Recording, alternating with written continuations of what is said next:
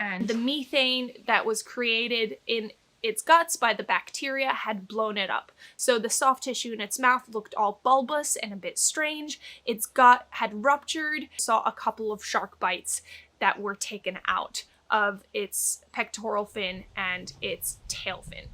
That one's 31. Woo.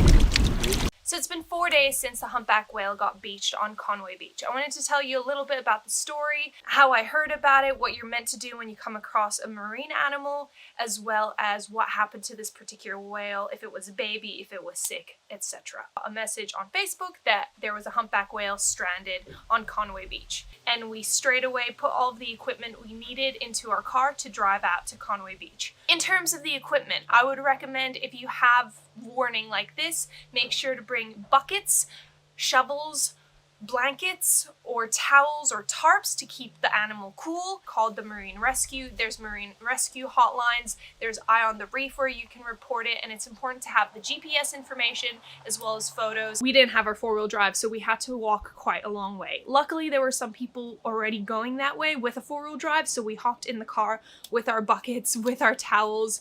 We forgot our own water, which wasn't smart, and headed out to the spot where the humpback whale was. As we were nearing it, I could still see it splashing. Its tail was thrashing. There was water going everywhere. We were running with our buckets. I don't have any of this filmed because we were just so focused on trying to get there. As we got there, I just saw all the other volunteers who had already been there working, trying to help this whale. Their shoulders slumped. They stopped throwing buckets of water onto the humpback whale, and we saw that one last puff of water air come out of its blowhole, and dead still. Volunteers confirmed that he had just taken his last breath.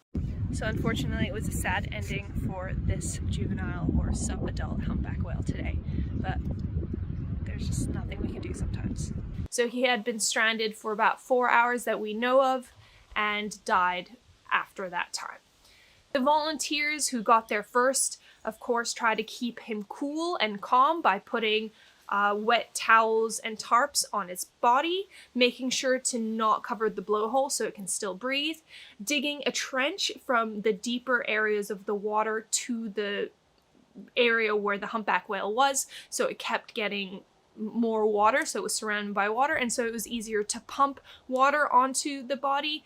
If it's a marine animal, there's a couple of big concerns. So one is that it's gonna get crushed by its own weight, which is something we can't do anything about, but it's very exhausting for them to breathe because their lungs usually don't have the whole mass of their body pushing them down. Instead, they have the weight of the water kind of dispersing that weight and pressure.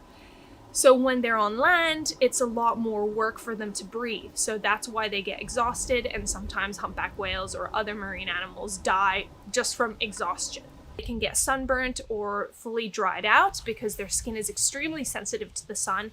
Stay further away. If you're not directly shoveling buckets of water, just keep away. I know it's really enticing to go see what is happening, but for the animal's safety, it just needs the least amount of people to not be kind of in its space. And I came down here and we just tried to keep it cool and keep it wet by throwing buckets of water and sort of putting like a bit of a moat around it to try and keep it comfortable. And try and keep all the dogs away. Yeah. So please, please, please leave your dogs at home, or if you see any animal in danger, any wildlife in danger, keep your dogs away. Call the cavalry. Yeah, Cavalry. Alright guys, thank you. Walking back now from that beached humpback whale. Unfortunately, it appears that he was sick and suffering prior to beaching himself. As the experts say, typically humpback whales don't beach themselves unless they're in some form of distress or discomfort, so potentially he was already sick when he came to the beach. We saw that he had a lot of mites on him. We don't know if that was a symptom of whatever else was going on, but the amazing volunteers here did their very best to try and keep him as comfortable as they could before he passed away. Spoke to some marine experts, and they estimated that due to the size of the humpback whale, it was between 2 and 4 years old. This means it was a subadult or an adolescent, so not quite fully grown. They reach maturity at the age of like 6 to 10 years, depending on their size, and it wasn't a baby because those tend to be a lot smaller. Although in some of my drone footage, people said it looked like a baby, but no, that's just the drone. It's actually much larger, as you can see here when I'm standing next to it. If you find a humpback whale, please make sure to follow all the recommendations by wildlife experts in your area and give them a call as soon as possible. I went back a couple of days later to kind of see how the humpback whale had changed and to answer some of the questions I got from you guys, because I made some short videos because I think the more we know about the ocean, the better we can protect it. On that second day, the humpback whale looked completely different. It had moved positions due to the waves pushing it onto shore. The drone just died. We got one shot of the humpback whale, but now it's charging right now, and we're gonna have a coffee at George's Diner and then head back out, and hopefully the tide is still high enough so we can see whether there's any sharks. After charging for an hour or so, the drone was ready to go. I really need to get myself a second battery. I packed it up, got back in the car, and drove back to the beach. Now, during this time, the tide had dropped a little bit, so a lot more people were coming to the beach to try and see the humpback whale. Since it was no longer submerged, we were able to walk out to the mudflat. First, I put the drone up into the air, got some footage of the tides changing, and then managed to get some footage of the humpback whale itself. Many people in the surrounding area had seen the humpback whale post on TikTok, YouTube, and Facebook, so decided to go have a look. While this is an important way of learning more about nature and then hopefully being able to protect it more because people care and they know what's happening in their local environment, please be mindful and respectful of the humpback whale. I did find trash there that I had to take away with me, so come on guys, we can do better.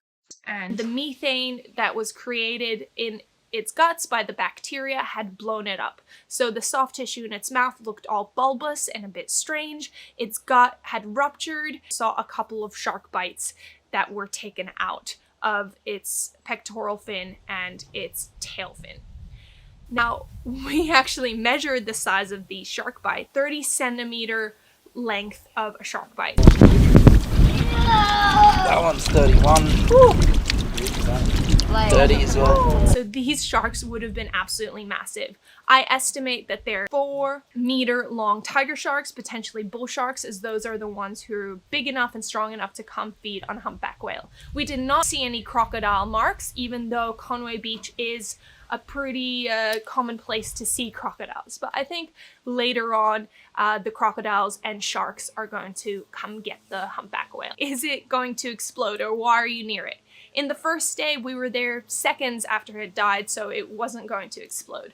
But it is true that the methane produced by the bacteria within the humpback whale can lead to explosions. This has happened in the past, where in Japan they were moving a humpback whale from the beach to a disposal site and it exploded in the middle of a city, causing a massive stench.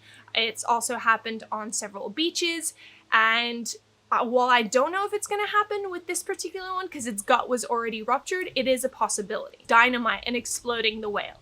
So in some places around the world, they decided that the best form of humpback whale disposal or massive whale disposal that were beached was to put dynamite into it and explode it. I don't know who thought this was a good idea, but I guess they thought it would separate it into a few smaller chunks and make it more manageable to move away. But what ended up happening, for example, in the 1970s in Oregon, is the whole humpback whale exploded into a million pieces, covering everyone in the surrounding area, 240-meter radius with whale guts and whale pieces. This was recorded live on national TV, so I think that's where all these humpback whale explosion things have come from. How did the humpback whale get so far up the beach? In the Whitsunday region, tides can be anywhere between 5 and 7 meters, meaning the water rises 5 meters and goes down 5 meters. The humpback whale could have swam into this area during high tide, and as you can see, there's these deeper and shallower sections, so little shoal, where then the humpback whale could have been in a deeper section, tried to swim out, and it was a shallower, and then it got stuck in one of these little divots. So the plan to rescue it was to try and keep him calm and alive until the tide came back, because the tide was meant to be much higher that afternoon, so hopefully he would have been fully submerged and not too exhausted enough to be able to swim out. Don't humpback whales beach themselves for a reason? And yes, we spoke to some marine experts on site and they said humpback whales do not beach themselves for no reason. So this could suggest that the humpback whale had been sick previously, or it was struggling through something It did look quite skinny, so maybe it was malnourished. So no matter what the volunteers did, no matter what you and I did, that's it. We couldn't have saved the whale. So what are those spider-looking things on the humpback whale? These are whale lice. They're extremely common on all humpback whales. They're a species called Siamus bupus, which live exclusively on humpback whales. Some experts theorize that this is one of the reasons that humpback whales jump out of the water, and that's to try and get some of the lice off of them. It's completely normal for juveniles, calves, and adults to have humpback whale lice populations on them. The size of the population can be indicative of the humpback whale's health. It had a lot of these sea lice, which makes us think potentially it was malnourished, swimming slowly, so the humpback whale lice population exploded on its butt. But it's important to remember that humpback whale populations are actually recovering. Following the worldwide ban on whaling in the 1980s, their populations went from almost extinct to now thriving in a lot of areas of the world. There's still a couple of populations around the world that are endangered. However, the Australian population in general is quite healthy. So despite this really sad ending for this individual, the greater scheme of humpback whales is actually looking quite positive. But there's a lot of things that are still putting these humpback whales in danger. One of which is shark nets that are on the coast of Queensland. If you guys live in Queensland and you've ever seen the yellow buoys on the surface, yeah, beneath those are shark nets. They're supposed to be beach safety devices, however, they're actually indiscriminate killing machines, getting humpback whales stuck. Part of the reason I'm making this video is a couple of days ago, a humpback whale calf and mum got stuck in a net for 4.5 hours. So we really don't need these nets. I think I have a few videos and a podcast episode about shark nets and why they are so bad, so I recommend you guys listen to them. So yeah, sign the petition, change.org down below. You can be part of the solution. And yeah, watch that video about shark nets to learn more about why we shouldn't have them. Thanks, guys.